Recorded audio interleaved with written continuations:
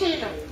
রাসূল আসার আগে কবি নাইমাল ইসলাম মাহির আরব ভূমি কেমন ছিল? রাসূল আসার আগে গোলাপ বেলি ফুটতো তখন মরুর কুসুম বাগে, কিচির মিচির নানান সুরে গাইতো পাখি গান কি, শিশুর কোলাহল সুর থাকতো সকল প্রান্তি। আরব উপদ্বীপে তখন মানুষ ছিল নামে, হিংস্র পশুর স্বভাব ছিল তাদের কাজে কামে। কথায় কথায় বাঁধিয়ে দিত যুদ্ধ এবং লড়াই, ধন সম্পদ অহংকারের চলত ভীষণ লড়াই।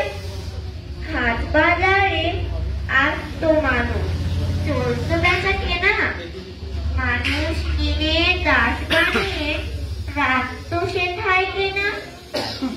কন্যা শিশুর জন্ম হলে জ্যান্ত দিত কবর, খুন খারাপি ছিল না তো নতুন কোনো খবর।